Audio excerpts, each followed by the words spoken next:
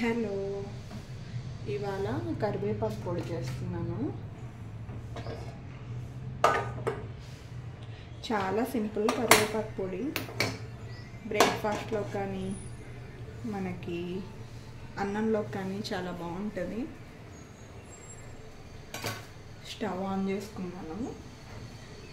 Already ఇందులో కొంచెం oil వేసుకున్నాను. నేను ఊరు నుంచి వచ్చేప్పుడు ఫ్రెండ్ వాళ్ళ ఇంటి దగ్గర కరివేపాకు తెచ్చుకున్నాను. అదైతే ఇంట్లోది చెట్టు, చాలా పెద్దది. ఆల్మోస్ట్ 15 years నుంచి ఉంది. అంత పెద్ద చెట్టు అన్నమాట. ఆకైతే అసలు చాలా ఫ్రెష్గా ఉంటుంది, మంచి వాసన వస్తుంటుంది. ఆకులు కూడా చాలా పెద్ద పెద్దగా ఉంటాయి, కానీ లేతగా ఉంటాయి అన్నమాట. అసలు నేను కోసి తీసుకొచ్చి ఎప్పుడు చూడాలి, కార్ మొత్తం అదే స్మెల్. నేను మళ్ళీ ఎక్కువ కూడా తేలేదు, చిన్న బంచ్ ఒకటి కోసుకొచ్చాను.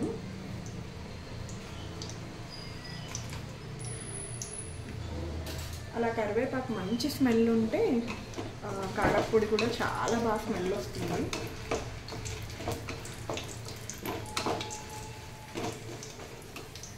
మీరు కూడా ఎప్పుడన్నా ఎక్కువ కరివేపాకు ఉంటే, నేను పచ్చిది కొంచెం తీసి పెట్టుకున్నాను.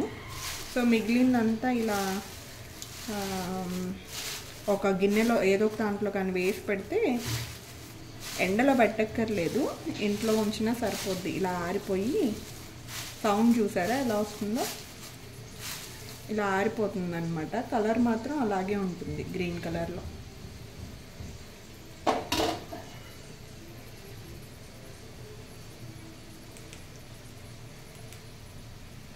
సింపుల్ ఇంగ్రీడియంట్స్ అన్నమాట. స్లో ఫ్లేమ్ పెట్టుకున్నాను. మాడిపోతే అంత టేస్టీగా ఉండదు.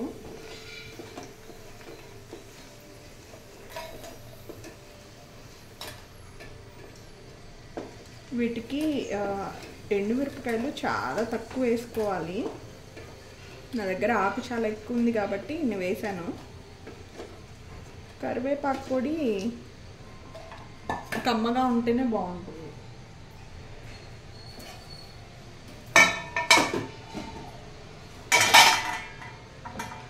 కొంచెం ధనియాలు,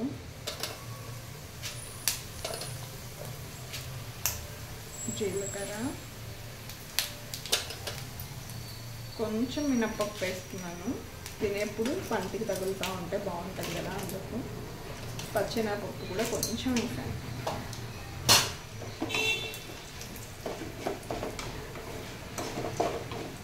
వీటిని కూడా జస్ట్ ఒక 2 minutes రోస్ట్ చేసుకుంటే సరిపోతుంది. మంచి స్మెల్ వస్తాయి కొంచెం వేయగానే. చాలామంది కరివేపాకు పొడిలో చింతపండు వేసుకుంటారు. నాకు అది అస్సలు నచ్చదు అనమాట. ఎందుకో అంటే కరివేపాకు పొడి అలా పుల్లగా ఉంటే అంత బాగా అనిపించదు. కారం ఉండి లేనట్టుగా కరివేపాకు ఫ్లేవర్ తగులుతూ ఉంటే చాలా బాగుంటుంది.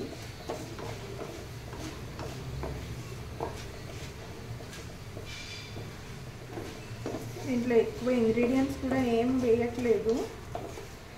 ఇవి కొంచెం వేగగానే మంచి వాసన వస్తాయి. దూరగా వేగిన తర్వాత ఆ తర్వాత తీసేసుకుంటే సరిపోతుంది. నేను ఆల్రెడీ కొంచెం ఆయిల్ ఎక్కువే వేసి ఉంచాను, ఎందుకంటే మళ్ళీ కరివేపాకు ఇందులోనే వేయిస్తాం కదా, అందుకోసమని. చాలామంది దీంట్లోనే నువ్వులు, పల్లీలు అవి కూడా యాడ్ చేసుకుంటారు. బట్ ఆ ఫ్లేవర్స్ అన్నిటికన్నా కూడా ఓన్లీ ధనియాలు, జీలకర్ర వేస్తే చాలా బాగుంటుంది అన్నమాట టేస్ట్. మీరు ఒకసారి ట్రై చేసి చూడండి. సింపుల్గా అయిపోద్ది, ప్లస్ టేస్టీగా ఉంటుంది.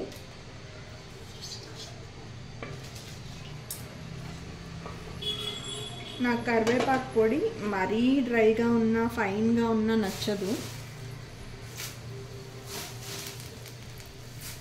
కొంచెం ముద్దగా ఉండాలి, బట్ అలా అని మరీ తడి తడిగా ఉండకూడదు.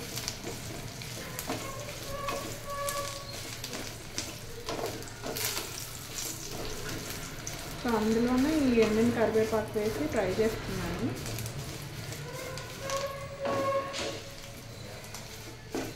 ఆల్రెడీ నేను ఈ ప్యాన్ ఇందాక యూజ్ చేస్తున్నాను, అందుకని సేమ్ ప్యాన్లో ఆయిల్ ఉందని రీయూజ్ చేస్తున్నాను. మీరు కరివేపాకు ఎక్కువ ఉంది అని అనుకుంటే ఒకేసారి పెద్ద ప్యాన్ తీసుకొని దాంట్లో వేసుకొని ఫ్రై చేసుకుంటే సరిపోతుంది. ఇలా డ్రై అవ్వడం వల్ల ఏంటంటే మనం స్లో ఫ్లేమ్లో ఉంచుకున్నా కూడా కరివేపాకు చాలా బాగా ఈజీగా ఫ్రై అయిపోతుంది అన్నమాట, కలర్ చేంజ్ అవ్వకుండా.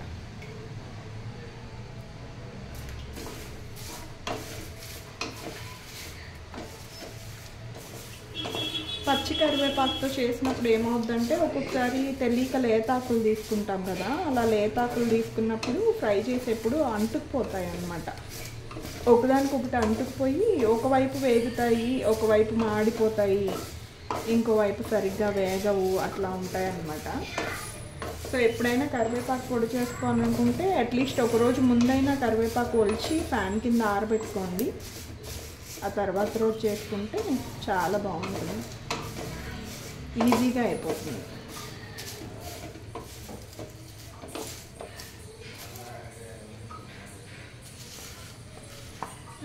లైటింగ్ ఎలా కనిపిస్తుందో తెలియట్లేదు, కనిపిస్తుందో?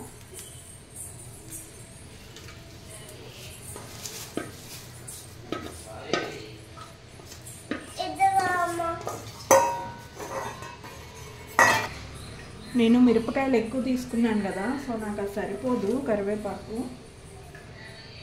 అందుకే ఇంకొంచెం కూడా వేసి ఫ్రై చేస్తున్నాను. ఆయిల్ మళ్ళీ ఇంకొంచెం వేసుకుంటున్నాను.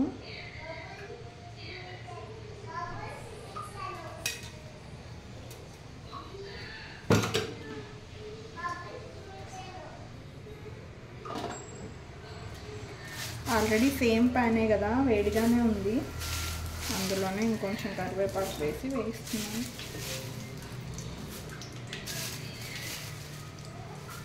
ఎక్కువ కారంగా ఉన్న ఘాటుగా ఉన్న అంత రుచిగా అనిపించదు, ఎందుకంటే ఆ కరివేపాకు ఫ్లేవర్ని కారం డామినేట్ చేస్తుంది అన్నమాట. అందుకని చాలా లైట్గా ఉంటేనే బాగుంటుంది. అండ్ లో ఫ్లేమ్లో రోస్ట్ అయితేనే కరివేపాకు ఆ మంచి స్మెల్ అలాగే ఉంటుందన్నమాట ఎన్ని రోజులు ఉన్నా. మనం ఓవర్గా ఫ్రై చేస్తే ఏమవుతుందంటే ఫస్ట్ 1-2 days అయితే ఆ ఫ్లేవర్ అలాగే ఉంటుంది, కానీ ఆ తర్వాత ఆ ఫ్లేవర్ తెలియదు అన్నమాట. ఏదో కారపొడిలాగా ఉంటుంది కానీ కరివేపాకు పొడిలాగా అనిపించదు. అండ్ హెయిర్కి చాలా మంచిది కదా కరివేపాకు. హెయిర్ లాస్ ఉన్న వాళ్ళు, అట్లాంటి వాళ్ళు, కరివేపాకు కూరల్లో తినని వాళ్ళు, అట్లాంటి వాళ్ళు అయితే ఇలా పౌడర్ చేసి పెట్టుకుంటే బెటర్ అన్నమాట. రోజు అన్నం తినేప్పుడు ఫస్ట్ ముద్దలో తింటే చాలా మంచిది అంటారు.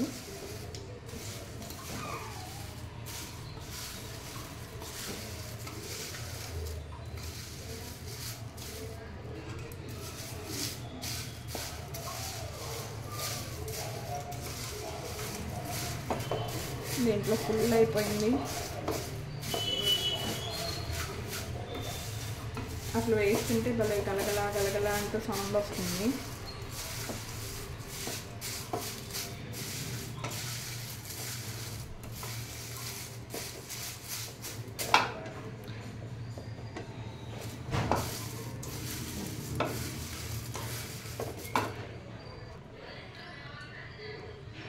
ఇది కూడా ఫైన్గా ఫ్రై అయిపోయింది.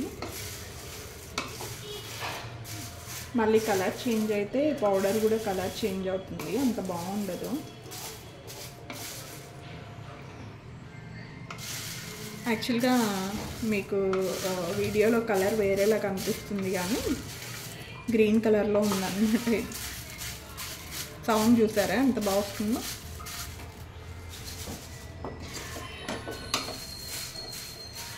సో ఇది ఆఫ్ చేసి చల్లారిన తర్వాత గ్రైండ్ చేసుకుందాము.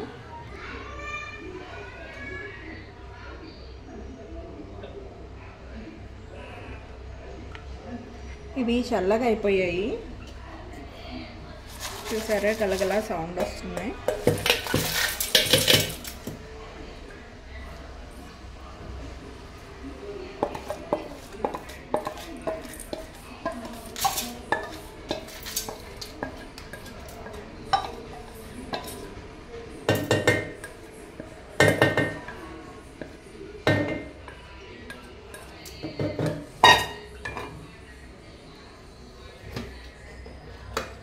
కొంచెం ఉప్పు వేసి గ్రైండ్ చేసుకుందాం. ఉప్పు తక్కువ అయితే మళ్ళీ వేసుకోవచ్చు.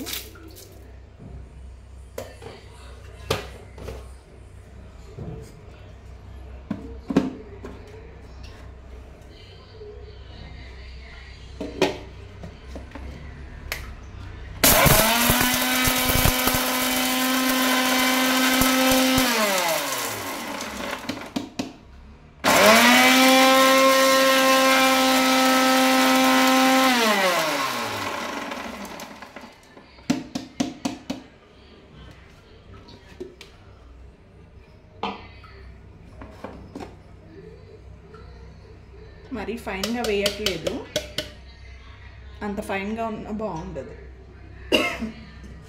ఘాటుగా ఉంది. కరివేపాకు కూడా చల్లగా అయిపోయింది. ఇప్పుడు బాగా కనిపిస్తుంది కదా ఎలా ఫ్రై అయిందో ఆయిల్లో.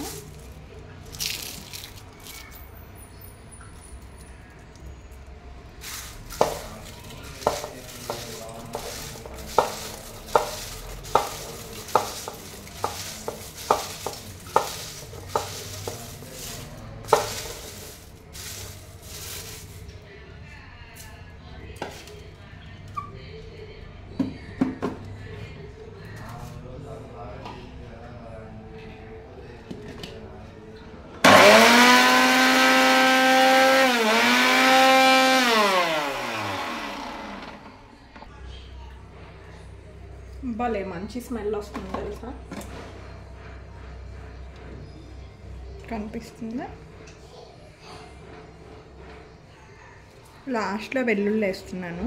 వెల్లుల్లి ఎంత ఎక్కువ వేసుకున్నా బాగానే ఉంటుంది, పైగా వెల్లుల్లి కూడా తింటే మంచిది కదా. లాస్ట్లో వేస్తే కొంచెం పలుకు పలుకుగా గ్రైండ్ అవుద్ది కదా, బాగుంటుంది అన్నమాట.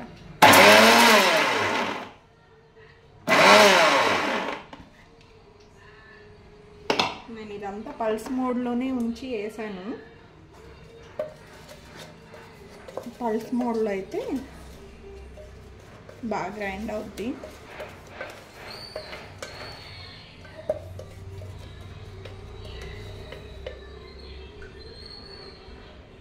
మీకు అందులో గ్రీన్ కలర్ కనిపించట్లేదు కెమెరాలో, నేను అదే చెక్ చేస్తున్నాను. బట్ యాక్చువల్గా అయితే చాలా గ్రీన్ కలర్లో ఉంది.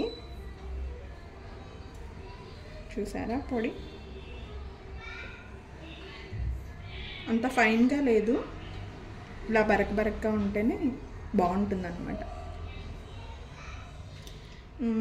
ఉప్పు కూడా చాలా బాగా సరిపోయింది, కారం కూడా ఉంది.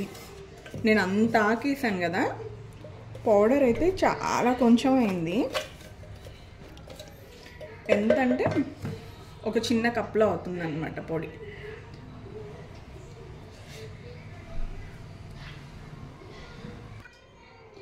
మీరు కూడా ఖచ్చితంగా ట్రై చేయండి ఇంట్లో. ఇవి సింపుల్ ఇంగ్రీడియంట్స్ కదా, నువ్వులు పల్లీలు అవేం వేయక్కర్లేదు, చాలా బాగుంటుంది. ట్రస్ట్ మీ, మీరు ఒకసారి ట్రై చేసి చూడండి. రైస్లోకి కానీ ఇడ్లీలోకి కానీ టిఫిన్స్ అన్నిట్లోకి బాగుంటుంది. మొత్తం పౌడర్ కూడా చూసారా, ఈ చిన్న డబ్బాలో హాఫ్ కూడా అవ్వలేదు, అంత అయింది.